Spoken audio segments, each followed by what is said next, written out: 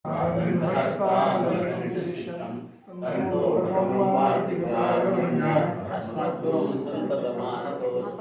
श्रुतिस्मृतिपुराणानामालयं करुणालयं नमामि भगवत्पादं शङ्करं लोकशङ्करं शङ्कराचार्यं केशवं बादरायणं सूत्रभाष्यकृतौ वन्दे भगवन्तौ पुनः पुनः ईश्वरो गुरुरात्मेति मूर्तिभेदविभागिने व्योमवद्व्याप्तदेहाय दक्षिणामूर्तये नमः येषां चरणसान्निध्याद्वयमुक्तो प्रमाणं ज्ञानाद्वैत्वान् वन्दे यज्ञेशान् गुरुनायकान् नमस्ते शङ्करानन्द गुरुपादाम्बुजन्मने सर्वासमामोहग्राहग्रासेतुकर्मणे सर्वमङ्गलसम्मन्त्राय स्वात्माद्वैतवेदिने श्रीमते शङ्करार्याय वेदान्तगुरवे नमः।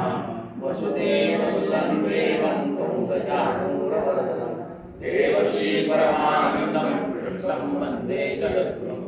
ॐ नमो विद्याय वेदप्रतिपाद्य जय जय संवेद्य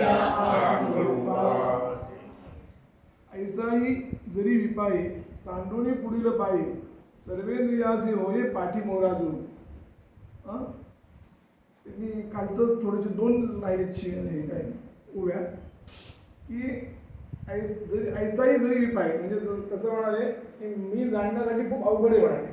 त्यातला मुख्य भाव असा आहे की माझं जाणणं जे आहे ते फार अवघड आहे, पण तरीसुद्धा कदाचित अंतःकरण वृत्तीच्या समोर अंतःकरणाची जी वृत्ती असते तिच्या समोर काय असते की पुढं विषय असतो सगळीकडे, आहे की नाही. अंतःकरण वृत्ती जी असते त्याच्या समोर विषय असतो. तर त्या विषयाच्याकडे न जाता जर तो संपूर्णपणे काय केलं पाहिजे, त्यानं पाठीमागे आलं पाहिजे. म्हणजे काय झालं पाहिजे, तो पाठमोरा झाला पाहिजे. पाठमोरा झाला म्हणजे काय होईल म्हणाले, तेव्हा त्याला थोडंफार मी कळेल असं त्याचा अर्थ आहे.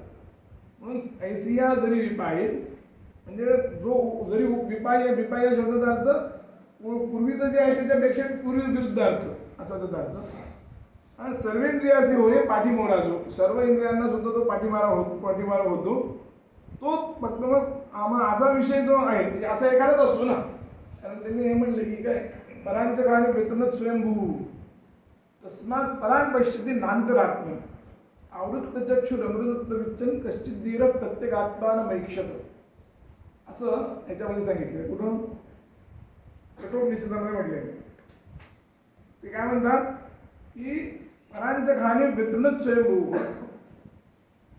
त्यांनी सगळे जे इंद्रिय जे आपले केले ते सगळे इंद्रिय जे त्यांनी केले ते सगळे इंद्रिय हे जे आहेत ते बाहेर धावणार आहे. कोणताही एकही इंद्रिय असं नाही की तो आत धावतो, नाही, तो सगळीकडे बाहेर धावतो. परांच्या खाणी वेतनच स्वयंभू तस्मात परांग बचत. त्यामुळे ते काय होतं की त्यामुळे तो पराग बचत म्हणजे नेहमी समोरचाच पाहतो, मागचा बघत नाही म्हणाले. कोणी एखादा धीर कश्चित धीर हा प्रत्येक आत्मानं ऐक्षत. कोणी एखादं कोणतरी धीर असलेला पुरुष, धीर या शब्दाचा अर्थ असं की हजारो लाखो याच्यामध्ये एखादा पुरुष तो जर धीर असेल तर तो मात्र कदाचित सर्व आवृत्त चक्षु अमृतत्व विच्छाद म्हणजे सगळे आपलं जे चक्षु आहेत म्हणजे चक्षु या सगळेच इंद्रिय त्या सगळ्या इंद्रियांचं एक आपलं दारं झाकून घेतो आणि मग त्या दारं झाकून घेऊन अमृतत्व निच्छन आणि मग आपल्याच अंतःकरणामध्ये तो पाहतो. ते कोणाला तर अमृतत्वाची इच्छा करणारा जो एखादा पुरुष, बाकी काही नाही. तसं म्हणाले ऐसिया विपाये त्यातला हा भाव आहे की ऐसिया ही विपाये सांडवणी पुढील पाये सर्वेंद्रियाचे होणे पाठीमोरा जो प्रवर्तनाही वेगी बहुडे देह सांडुनी मागे पलीकडे महाभूतांचे चढे माथ्यावरील. समजा एखाद्या वेळेस त्याला वाटलंच काय म्हणजे एखाद्या वेळेस विषयाकडे देववशात गेला म्हणजे विषयाच्याकडे धावला थोडाफार तरी सुद्धा तो काय करतो म्हणाले की ताबडतोब त्या विषयापासून परावृत्त होतो. हे त्याचं एक महत्त्वाचं आहे. आणि तो विषयापासून परावृत्त होऊन तो काय करतो देहाच्या देह सांडुनी मागे पलीकडे म्हणजे देह सांडणे म्हणजे तिन्ही देह म्हणजे कोणता स्थूल देह त्याच्यानंतर सूक्ष्म देह आणि कारण देह. सूक्ष्म देह तर आधी आहे की आणि कारण देह या तिन्ही देहांच्याकडे पूर्णपणे टाकून तो काय करतो, आत्मभाव आपला जो आहे तो आत्मभाव आपल्या ठिकाणी ठेवतो म्हणाले. म्हणून महाभूतांची या चढे आणि सगळे महाभूत जे आहे पंचमहाभूत त्याच्याही जर तो माथ्यावर चढतो म्हणाले. आणि काय करत होतो तर या सगळ्या म्हणजे याचा अर्थ असा माथ्यावरील चढ याचा अर्थ पंचमहाभूतांचा पूर्णपणे मिथ्यात्व निश्चय त्याचा होतो. सगळं जे काही आहे हे सगळं काय आहे मिथ्या आहे असा निश्चय होतो. आणि मग तो एकदा तसा झाला त्याच्याकडे एकदा निघाला की मग त्याच्याकडे काय होतं की अधिष्ठानापासून कोण असतं, ब्रह्म असतं. त्या अधिष्ठानापर्यंत तो जातो तिथपर्यंत असा त्याचा अर्थ. म्हणून प्रवर्तलिया वेगी बुगुळे देह सांडोळी मागी पलीकडे महाभूतांची चढे माथयावरी असं त्यांनी सांगितले. म्हणून या ठिकाणी असं सांगून मग पुढे म्हणतात यो मामजमनादिंच वेत्ती लोक महेश्वरम असमूढ समर्थेषु सर्व पापै प्रमुच्यते.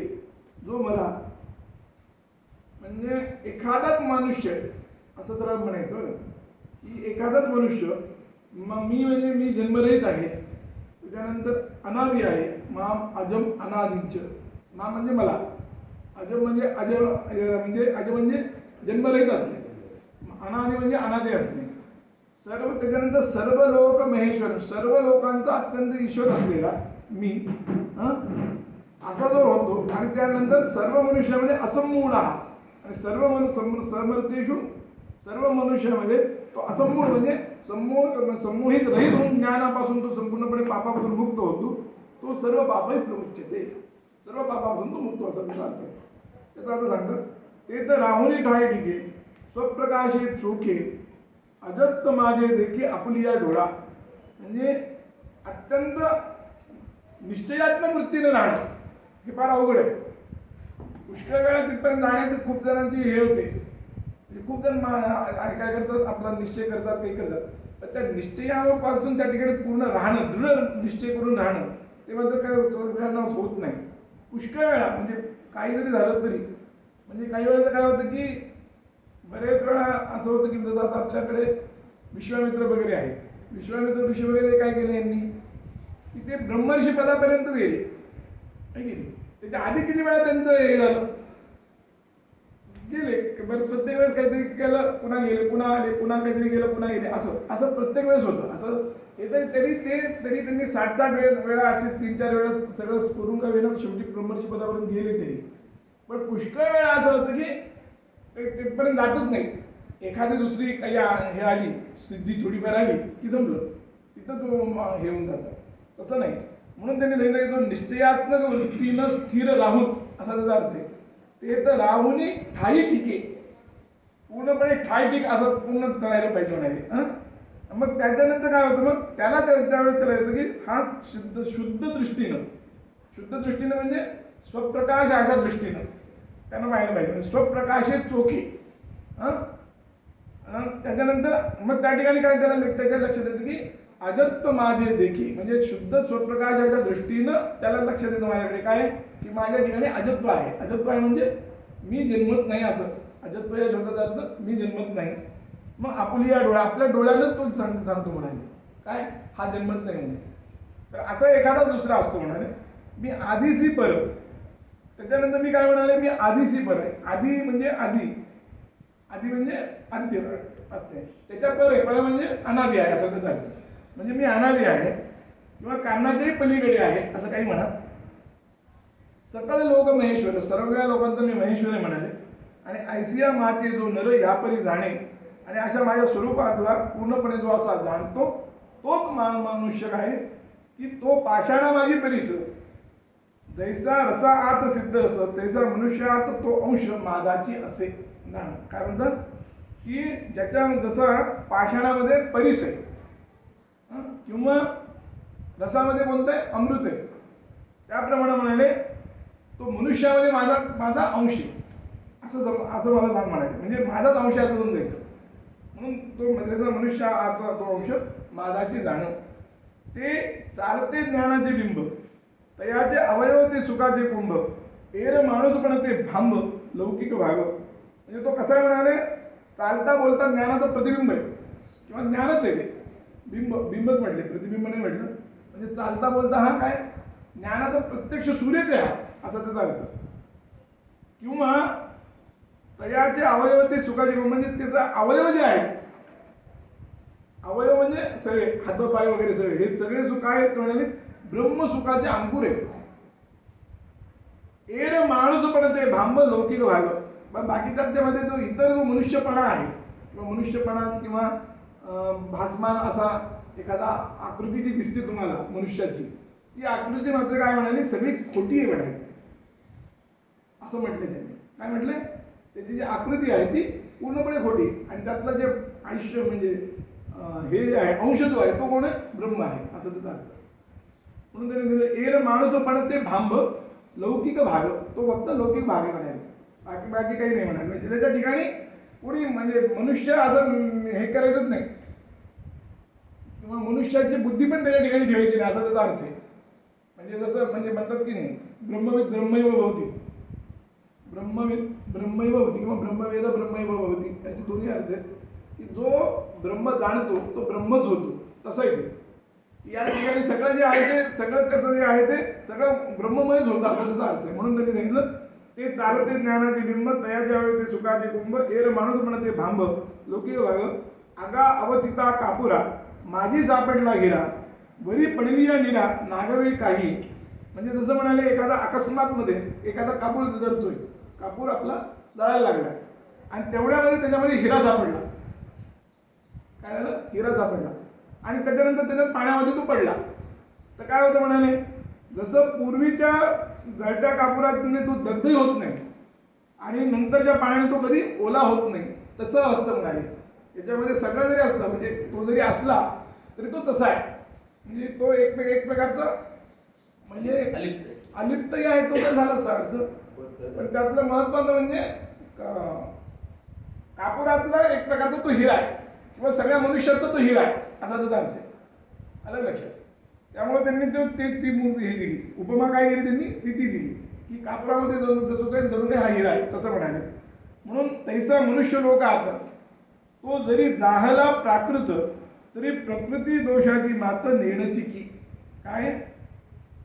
जरी तो मनुष्य लोकाच्या आत असला, जन्मला जरी असलेला, तरी मनुष्य लोकात जन्मला असला तरी तो कसा म्हणाले आणि जरी सामान्य प्रकृतीसारखा दिसत असला, प्राकृतासारखा जरी दिसत असला तरी म्हणाले त्याचे देहाधिक जे आहे ते सगळेचे सगळे म्हणजे सगळे देहाधिक सुद्धा प्रकृतीचा कोणताही दोषही जाणत नाहीत म्हणाले.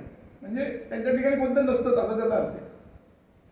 तो आपबयेची सांगीचे पापी जैसा जळत चंदन सर्पी तेवी माते ज्ञाने तो संकल्पी वर्जुनी भापे. त्याच्यानंतर ते काय म्हणतात म्हणाले की तो प्रकृतीचं काय होतं, तो ज्ञानी आहे, ज्ञानी असतो ना, त्यामुळे त्या ज्ञानी स्पर्शाला पाप सुद्धा स्वतःहून स्पर्श करत नाही.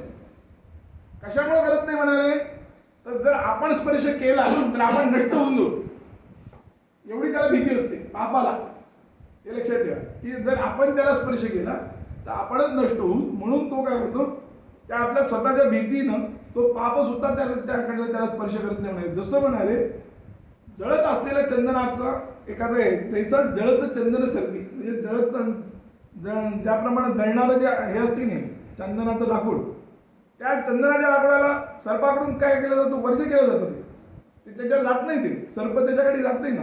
त्याप्रमाणे म्हणाले जो मला जाणतो तो म्हणाले सर्व संकल्पाकडून तो आपोआपच वर्ज करून जातो. म्हणजे त्याच्यात संकल्पच होत नाही.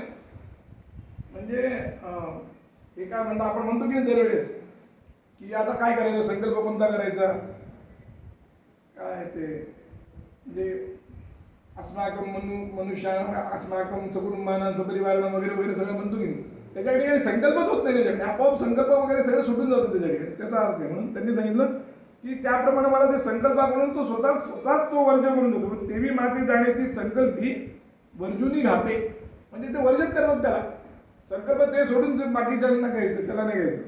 ते जे अमृते कैसे जाणीजे ऐसे कल्पी जरी चित्त तुझे तरी मी ऐसा हे माझे भाव आहे की. तसंच त्याप्रमाणे म्हणाले जो अजय अनादी आहे, लोक महेश्वर आहे, या रूपानं जाणलं पाहिजे. आणि जर तुला जर असं वाटत असेल की या रूपानं कोणतं कशा प्रकारे जाणावं तर ते म्हणाले कल्पना जरी तुझी गरज असली तरी त्यासाठी म्हणले त्यासाठी पहिल्यांदा पाहिलं पाहिजे की माझ्यापासून माझे विकार कसे झाले ते पहिल्यांदा पाहिलं पाहिजे. म्हणून त्यांनी सांगितलं तरी मी ऐसा हे माझे भाव ऐके, म्हणून आता त्याचा भाव ऐकत म्हणाले.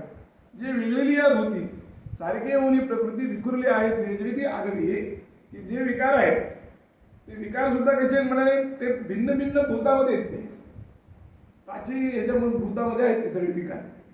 ते सगळे विकार त्रिगुणात्मक प्रकृतीसारखे आहेत आणि त्याचे पूर्णपणे त्रैलोक्यात ते विखुरलेले आहेत. ते सगळे विखुरलेले जे विकार आहेत ते तू आता समजून घे. म्हणून त्यांनी पुढं सांगितलं बुद्धी ज्ञानम असमोह क्षमा सत्यम दयशमा नमशमा सुखम दुःखम भवो भावो भजम चा भजमेवच अहिंसा समता तुष्टी तपोदान यशो यशः भवंती भावा भूताना मत्त एव पृथक विधा. एवढे सांगेल. बुद्धी ज्ञान असमोह क्षमा सत्य दम शम सुख दुःख उत्पत्ती नाश भय आणि अभय, त्याच्यानंतर अहिंसा समता तुष्टी तप दान आणि यश आणि अपयश, हे सगळे जे सगळे म्हणाले सगळे प्राणी हे प्राण्यांच्या ठिकाणी असणारे हे सगळे आहेत. ते सगळे जे सगळे विविध कारणांसह आलेले आहेत आणि ते सगळे माझ्यापासूनच झालेले जे आधी समजून घे. मग त्याच्यानंतर मग माझं समजेल तुला, असा त्याचा अर्थ आहे. म्हणून त्यांनी सांगितले माझ्यापासून झालेले, म्हणून ते तर प्रथम जाणं बुद्धी, मग ज्ञानाची निरवधी असमोह सहन सिद्धी क्षमा सत्य.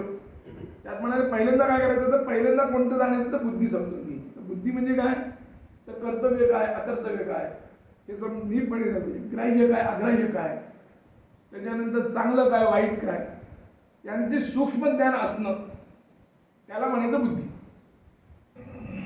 म्हणजे दोन्ही कळलं पाहिजे त्याला, कर्तव्य पण कळलं पाहिजे अकर्तव्य पण कळलं पाहिजे, अशा पद्धतीने.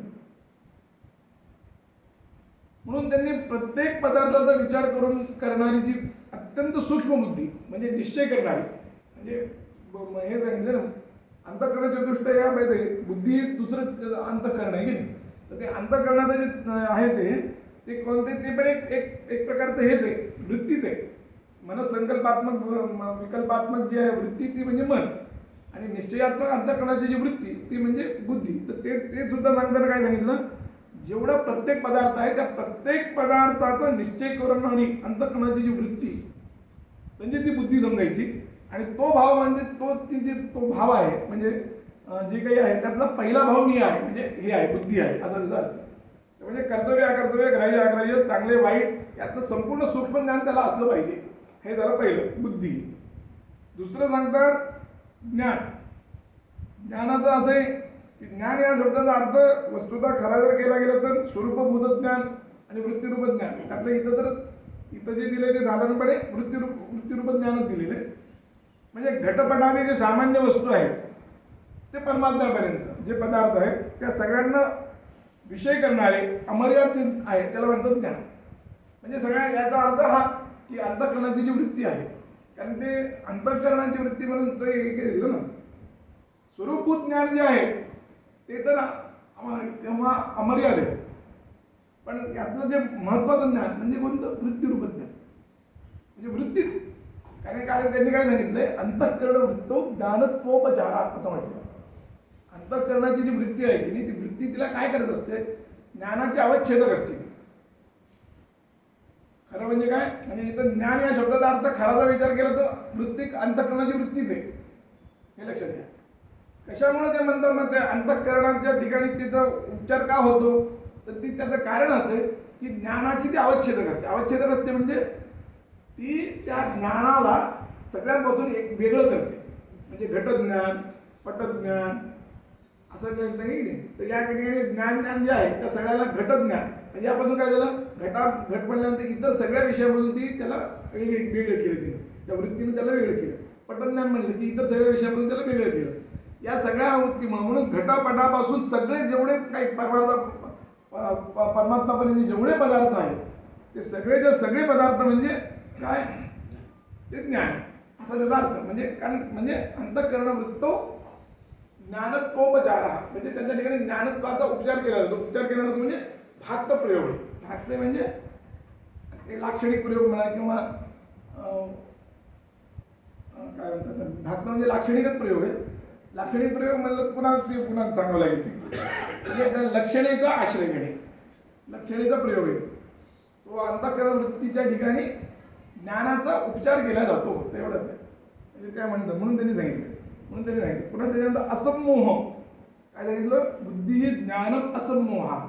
असमोह म्हणजे काय, तर ज्ञातव्य आणि कर्तव्य या दोन्ही विषयामध्ये गोंधळून न जाता त्याकडे होणारी प्रवृत्ती आता सर्व वैश्विक भोग अनित्य दुःखरूप आहेत असे जाणून त्याविषयी मोहित न होणे याला असमोह असं म्हणतात. म्हणजे समोह म्हणजे काय, मोहित होणे. असमोह म्हणजे मोहित न होणे. म्हणजे कोणत्या पद्धतीनं न होणे, तर ज्या ठिकाणी ज्ञातव्य आणि कर्तव्य आहेत असे जे सगळे विषय त्या ठिकाणी अजिबात गोंधळ करायचा नाही, हे एक महत्त्वाचं मुद्दा.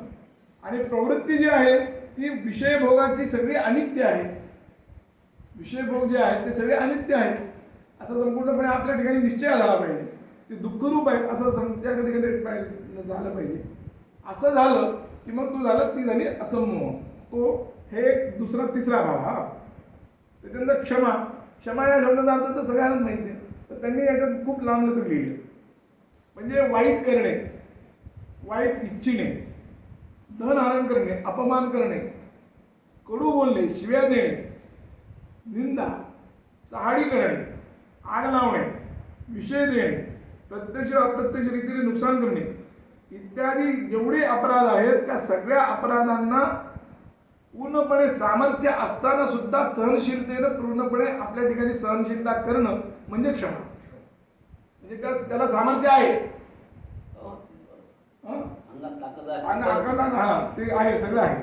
पण ते अजून एक दोन ठिकाणी सांगितलंय तसं काय, क्षमाबलम असम काय हे त्यांनी पण सांगितलंय. क्षमाबलम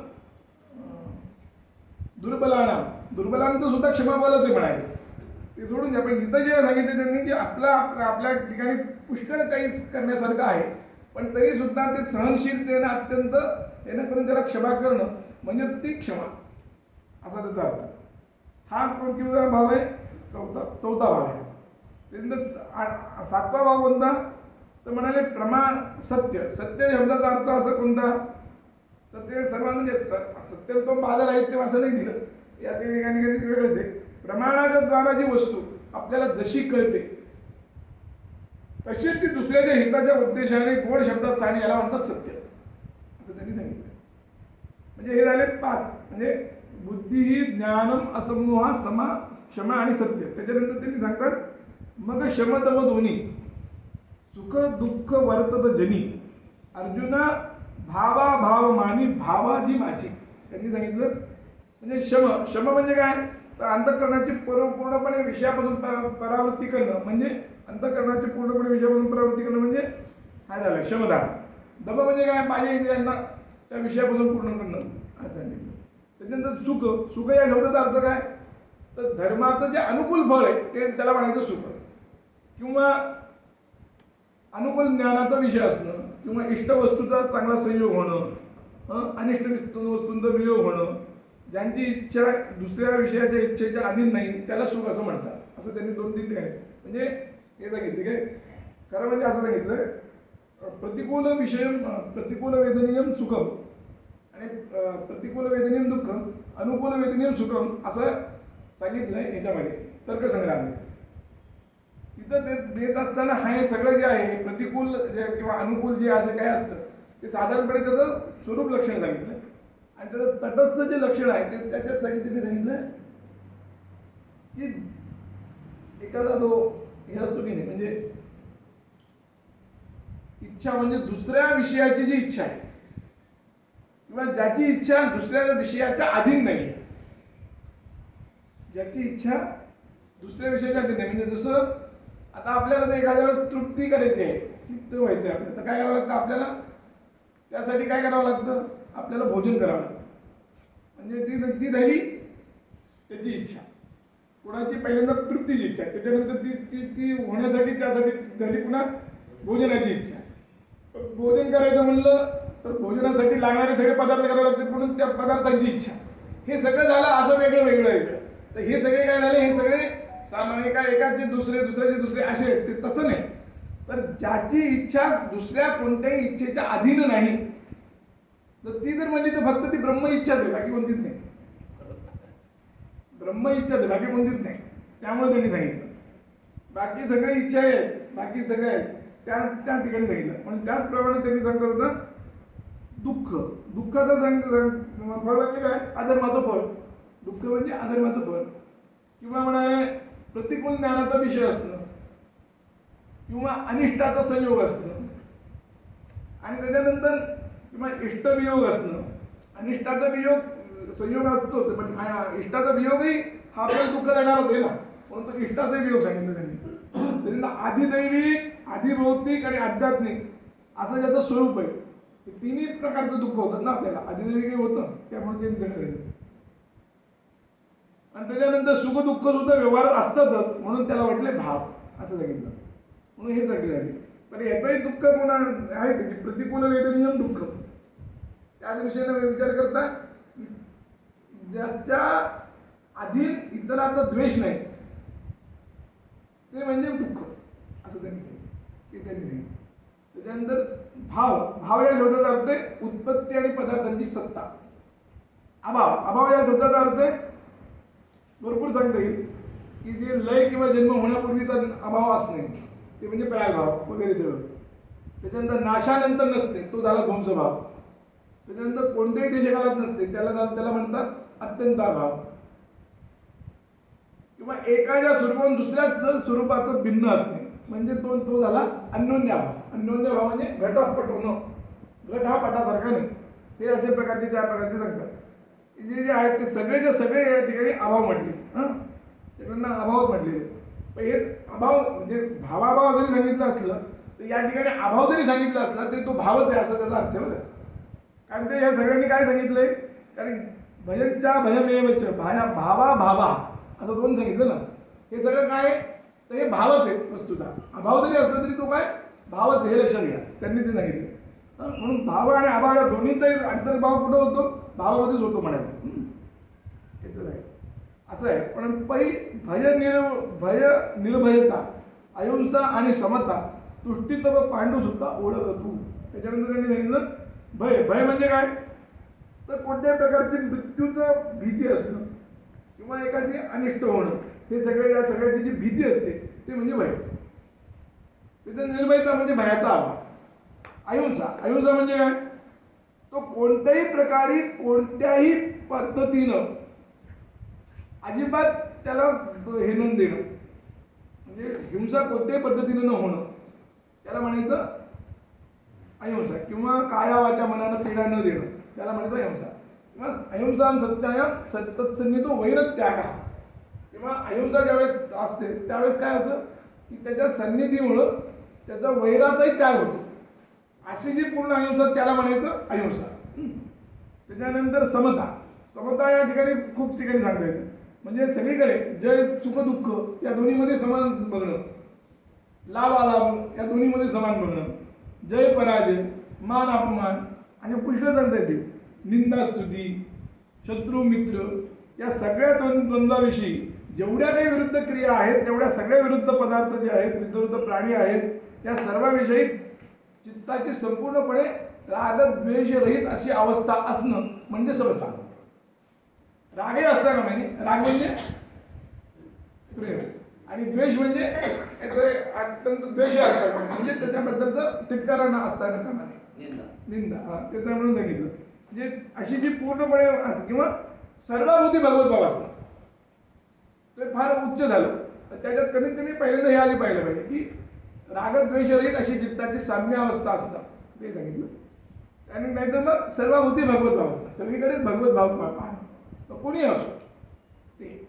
त्याच्यानंतर तुष्टी म्हणजे काय तर जे यदृच्छेनं जे काही लाभ होईल त्यामध्ये तुष्टी असतं म्हणजे तो संतुष्टीचा प्रकार आहे. म्हणजे आता पुरे जे लाभ तेवढं झालं तेवढं पुरे असं म्हणणं. त्याच्यानंतर तप या शब्दाचा शास्त्रीय अर्थ असा आहे की तपोद्वंद्व सहन एक वेगळीच हे आहे की दोन्ही पद्धतीनं द्वंद्व सहन करणं. द्वंद्व सहन करणं म्हणजे काय सुख दुःख जय पराजय वगैरे या सगळ्यांचं द्वंद्व सहन करणं असं एक आहे. इथं त्यांनी मात्र काय सांगितलं की शरीर इंद्रिय आणि मन यांचं शोषण करणं ते कोणत्या आहे ना शास्त्रीय मार्गाने करणं. ते केव्हा वाटलं म्हणून नाही बघायचं, ते शास्त्रीय मार्गाने झालं पाहिजे. शरीर इंद्रिय किंवा मन आणि इंद्रियांचं एकाग्रता करणं हे सुद्धा तपच आहे. त्याच्यानंतर भोगाचं सेवन न करणं हेही तपच आहे. आणि स्वधर्म पालना करता कष्ट सहन करणं याला सगळ्यांना तप म्हणतात. अशी सगळी माझी जी रूपं आहेत ती सगळी रूपं तू अशी ओळख. अजून बरं जाईल. अगदी वृत्ती बरोबर